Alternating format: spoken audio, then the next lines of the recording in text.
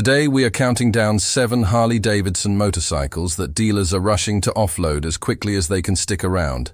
Because number 1 is so ridiculously overpriced, you won't believe they even attempted to market it. Number 7, Harley-Davidson Livewire. We are starting things off with a bike that was meant to be the future of Harley-Davidson, but turned into one of their largest missteps ever. When Harley-Davidson first unveiled the Livewire, it was intended to be a groundbreaking jump into the future, a high-performance electric motorcycle that would draw a new generation of riders into the Harley fold on paper.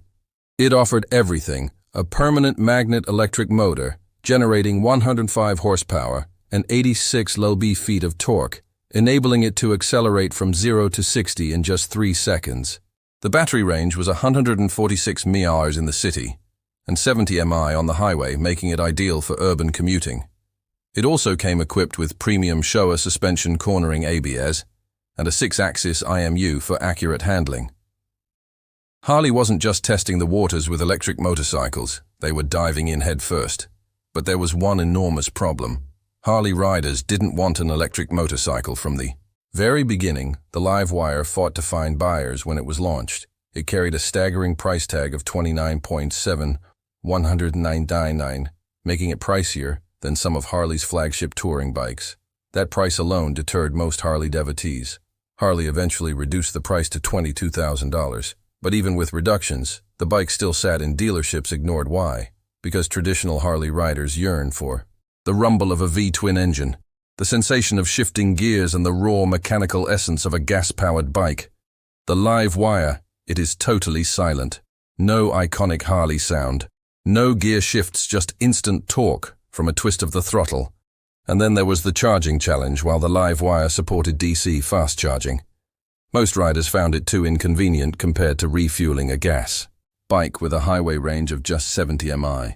The Livewire was okay for city commutes, but a deal-breaker for anyone who enjoys long-distance riding. For dealerships, this turned into a massive issue. They were left with rows of unsold Livewires, and even with huge price cuts, they just couldn't shift them. Harley even spun Livewire off as its own sub-brand to try and rebrand the bike. But the harm had already been done now. Harley-Davidson is eager to clear out remaining inventory, and dealerships are cutting prices just to be rid of them. And if you thought the Livewire was a failure, wait until you see the next entry, a budget Harley that was supposed to attract new riders, but ended up falling short completely. Number 6, Harley-Davidson Street 500 and 750. Harley-Davidson has spent years attempting to lure younger riders. They knew that their big touring bikes and heavyweight cruisers weren't suited for beginners, so they developed the Street 500 and 750. A affordable, lightweight, and perfect for city riding. Sounds like a solid plan, right? Well, there is just one issue. Nobody wanted them. These bikes were meant to draw a new wave of riders, offering an entry-level Harley experience for those who weren't ready for a full-size cruiser. The Street 500 featured a 494 cubic cm engine, while the Street 750 stepped up to 749 cubic cm. Both powered by Harley's liquid-cooled Revolution X engine. They were lightweight, had low seat heights, and came with a comfortable, beginner-friendly ride. On paper, they should have been a huge hit. They were even used by Harley's own riding academy to train new motorcyclists. But despite all that, the Street series became one of the biggest flops in Harley-Davidson history. At launch, the Street 500 started at $7,695, while the Street 750 was priced at $8,499. While those prices seemed fair, riders quickly realized that they weren't getting much for their money. The biggest issue: build quality. Many owners complained that the Street models felt cheap, rattling parts, misaligned panels, and budget-level finishes, unlike Harley's premium cruisers, which are known for their rock-solid construction. The Street 500 and 750 felt like entry-level bikes in the worst way possible. Then there was the styling. Harley tried to make these bikes look modern and stripped down, but they lacked the iconic Harley-Davidson presence. Traditional Harley riders thought they looked too plain, while younger riders were not drawn to the design either. And then came the competition. The Street 500 and 750 weren't just fighting against other Harley, they were up against entry-level bikes from Honda, Yamaha, and Indian, all of which offered better performance, higher quality, and lower prices. Bikes like the Honda Rebel 500 and the Yamaha Bolt quickly became favorites for new riders, while the Street Series struggled to stand out to make things worse. Dealer support for these models was inconsistent in some locations. Dealerships prioritized their bigger, more expensive bikes, meaning potential buyers had a harder time finding parts and accessories. The result, sales plummeted, and now Harley-Davidson is phasing out the Street 500-750, entirely leaving dealerships eager to sell off the remaining inventory before they become dead weight. Now dealerships are doing everything they can to get rid of them, offering huge discounts just to clear out stock. And if you thought these beginner bikes were a miss, wait until you see what Harley attempted with number 5, a futuristic muscle cruiser that ended up lost in the shuffle. Number 5, Harley-Davidson FXDR 114. Harley-Davidson has built some of the most legendary cruisers in motorcycle history, but every once in a while they take a risk on something radically different. Sometimes it pays off and sometimes it crashes hard. The FXDR 1114 was supposed to be a high-performance muscle cruiser that combined futuristic styling with Harley's trademark power. But instead it became a bike that dealers can't unload fast enough. When the FXDR 114 was launched, Harley marketed it as a modern power cruiser with aggressive styling, premium performance, and a bold attitude. It was powered by the Milwaukee 8114 engine, delivering 119 lb-ft of torque, making it one of the most powerful softer models. At the time, it had an aluminum swing arm, a massive 240mm rear tire, and lightweight composite bodywork, all designed to give it a drag race-inspired look and feel. Harley wanted this bike to stand out from the crowd and appeal to riders who wanted a muscular, high-performance cruiser with modern styling. But there was one big problem: nobody was buying it. The FXDR 1114 was expensive, right out of the gate, with a starting price of $899. At that price point, buyers expected a bike that could do it all: power, comfort, and versatility, but instead they got a motorcycle that looked aggressive but didn't deliver where it mattered most. One of the biggest complaints: the riding position was uncomfortable for long rides. Harley gave the FXDR a low-slung, stretched-out stance with forward foot controls and a flat drag-style handlebar. While that setup looked great on a showroom floor, in real-world riding, it put too much strain on the back, wrists, and neck, especially on longer trips. Riders who bought the bike quickly realized it wasn't practical for daily riding or long-distance cruising. Then there was the handling issue. The FXDR was built for straight-line speed, but that massive 240mm rear tire made cornering a challenge. Riders found that it felt heavy and sluggish in tight turns, making it impractical for city riding or twisty roads. For a bike that was supposed to be a performance machine, it didn't handle nearly as well as people expected. And then came the biggest issue: competition for the same price or less. Riders could get bikes like the Indian Scout Bobber, the Yamaha VMAX, or even Harley's own Low RS, all of which offered better handling, better comfort, and just as much attitude. Even among Harley fans, the FXDR 14 felt like a bike that tried too hard to be something it wasn't. It had the look of a modern muscle cruiser, but it lacked the refinement and practicality that riders expected. For nearly $119,000, the result: dealerships were stuck with them. Sales never took off. And now, with Harley discontinuing, the FXDR dealers are offloading them with massive discounts just to clear space.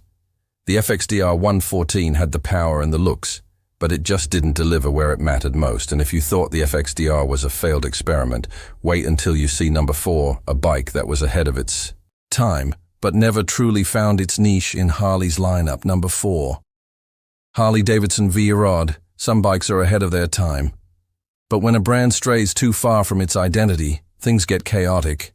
That's exactly what happened with the Harley-Davidson V-Rod, a bike that had performance power and a unique design, but never truly found its place in the Harley lineup. Now dealers are still struggling to shift these bikes even years after production ended.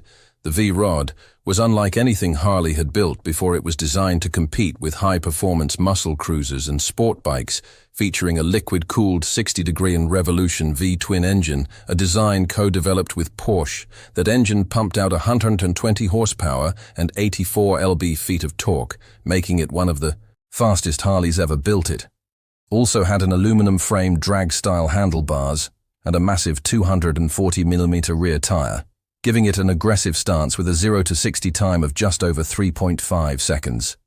The V-Rod was a serious departure from the slow revving torque, heavy air-cooled bikes Harley riders were used to, but that was exactly the problem. It didn't feel like a Harley. The V-Rod was too different from traditional Harley for loyal fans to embrace it, yet it still wasn't quite enough to attract sport bike riders. It ended up caught between two worlds, too modern for Harley purist, too heavy for performance. Riders, one of the biggest complaints, the engine didn't sound or feel like a Harley. Harley-Davidson is known for its deep rumbling V-twins, but the liquid-cooled Revolution engine had a higher revving, smoother character, which to many riders just didn't deliver that classic Harley soul. The bike also lacked the customization options that Harley riders love. There were fewer aftermarket parts, and modifying a V-Rod was far more expensive than customizing a Softail or a touring model. Then there was the range issue. The V-Rod came with a tiny 3.7G fuel tank, which meant frequent stops for gas, not exactly ideal for long-haul cruising riders who wanted a touring-friendly. Harley had much better options, like the Road Glide or Street Glide, which offered more comfort, better storage, and significantly longer range. And once again, competition played a role in its downfall. For nearly $177,000, riders could get a lighter, more agile and cheaper performance cruiser from brands like Yamaha or Indian. The V-Rod was fast in a straight line, but when it came to overall rideability and comfort, there were better options out there. As a result, sales were disappointing, and after 15 years of trying to make the V-Rod work, Harley finally pulled the plug in 2017. But here's the thing, there are still V-Rods sitting in dealerships struggling to find buyers. The V-Rod was a bold experiment, but it never truly found its place in the Harley-Davidson lineup. It was too modern for Harley traditionalists, and not sporty enough to pull riders away from performance. Brands add in a tiny gas tank, fewer customization options, and high competition. And it is no surprise that dealerships are still trying to unload these bikes. And if you thought the V-Rod had an identity crisis, wait until you see number 3, a Harley that tried to blend performance and style, but ended up satisfying. No one. Number 3, Harley-Davidson Street Rod. 8,999 riders had way better choices. The Honda CB650R, Yamaha MT-07, and Kawasaki Z650. All delivered better performance, lighter weight, and more comfortable ergonomics for the same or even less money. And just like the Street 500 and 750 quality issues, hurt sales owners reported poor fit and finish rattling parts and a general lack of refinement, which only made the Street Rod's problems worse. Instead of feeling like an affordable performance Harley, it felt like a budget bike trying too hard to be something it wasn't. Now Harley dealerships are stuck with leftover inventory, and they are slashing prices just to get these bikes off their floors. And if you thought the Street Rod was a mistake, just wait until you see number 2, a bike that was supposed to disrupt the adventure touring world. But instead, it faltered right from the start. Number 2, Harley-Davidson Pan America. Harley-Davidson is known for cruisers and touring bikes, not adventure motorcycles, but in 2021 they shocked the world by introducing the Pan Am, a full-blown ADVV bike meant to take on legendary models like the BMW GS and KTM Adventure Series. It was a bold move, but here's the problem, it didn't exactly go as planned, and now dealerships are. The Harley-Davidson Pan Am was a major departure from anything Harley had done before. Instead of a heavyweight cruiser, this was a high-tech adventure bike loaded with features designed to compete with the best in the industry.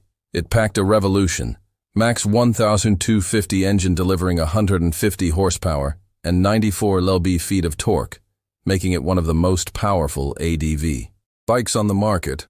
Harley also introduced some innovative features like adaptive ride height, which automatically lowered the seat when coming to a stop, making it more accessible to shorter riders. It had a 6.5-inch TFT touchscreen with navigation, multiple riding modes, and all the modern tech you would expect in a premium adventure bike on paper. This bike should have been a huge success, but instead dealers are now slashing prices and trying to unload leftover inventory. So what went wrong? The biggest issue, Harley was stepping into a market where they had zero experience. Adventure riders are loyal to brands like BMW, KTM, and Honda companies that have spent decades perfecting off-road capable motorcycles. When Harley entered the ADV segment, many riders were Skeptical from the start, would it hold up against the competition? Would Harley even support it long term? Then the first wave of bikes hit the streets, and problems started showing up early. Buyers reported electronic issues, rough low-speed handling, and strange. Harley-Davidson has always been about big, loud, and powerful cruisers, but every once in a while they try to step outside their comfort zone and build something different. Sometimes it works, but sometimes it completely backfires. The Street Rod was supposed to be a sportier, more aggressive version of the Street 750. Instead, it became one of the most forgettable Harley ever made. And now, dealers are doing everything they can to get rid of them. The Street Rod was introduced as a high-performance alternative to the Street 750, aimed at younger riders who wanted a mix of cruiser attitude and sport bike handling. Harley gave it a reworked version of the Reunion X engine, boosting its power by 18%. Making it faster and more responsive than the standard Street 750 it also got. Upgraded suspension with dual-disc front brakes, inverted front forks, and gas-charged rear shocks, making it one of the better handling Harley in its price range. The bike featured drag-style handlebars, a more aggressive seating position, and sportier 17-in wheels with grippy tires. On paper, it seemed like a solid entry-level performance cruiser, but in reality, the Street Rod was a disaster. The biggest issue, the riding position, was flat-out uncomfortable. Harley wanted to give the Street Rod a more aggressive, sporty stance, but they made a huge mistake. The raised foot pegs and compact frame created an awkward, cramped riding position, especially for taller riders, instead of feeling agile and fun. The bike felt restrictive and unnatural, making longer rides uncomfortable. Then there was the styling problem. The Street Rod was meant to look modern and urban, but instead it ended up stuck between two worlds. It wasn't a true sport bike, and it didn't have the classic Harley cruiser look. Either traditional Harley riders found it too generic, and sport bike riders had no interest in it. And then, of course, there was the competition for its starting price of suspension quirks. Some riders experienced glitches with the touchscreen display, while others complained about the bike's weight distribution feeling top-heavy and unstable at lower speeds. And while the adaptive ride height system was a cool innovation, some riders found it unreliable, especially in off-road situations. Then there was the competition at a base price of $7,350 GS, but it still wasn't the obvious choice for most adventure riders. For just a bit more money, they could get a bike with a proven track record. The Pan America was a bold move by Harley, but in an extremely competitive market, it had too many early issues, too much skepticism, and not enough loyal buyers. While Harley has improved the bike since its launch, its rocky start left many dealers stuck with inventory they're now desperate to sell. And if you think Harley struggled with adventure bikes, wait until you see number one, a motorcycle that was so overpriced, so out of touch, that it became the ultimate showroom ghost. Number one Harley-Davidson CVO Street Glide. We have seen overpriced Harleys on this list, but this is the ultimate example of Harley-Davidson pushing the limits of what riders are willing to pay. The CVO Street Glide is supposed to be the best of the best, the most luxurious high-tech touring bike Harley has ever built. But with an absolutely insane price tag, it's no surprise that dealers are struggling to sell them, and now they're just trying to unload them before they sit on showroom floors for forever. Harley-Davidson's custom vehicle operations CVO lineup has always been marketed as the pinnacle of performance, comfort, and style. That means premium paint jobs, high-end components, and exclusive factory customizations that you won't find on standard models. The CVO Street Glide packs a Milwaukee 8121 engine delivering 115 horsepower and 139 lb-feet of torque. It also features fully adjustable suspension, a state-of-the-art Rockford Fosgate sound system, and a 12.3 in full-color touchscreen display loaded with Harley's latest infotainment system. On paper, this sounds like a dream bike, but here's the problem. It costs $50,000, yes,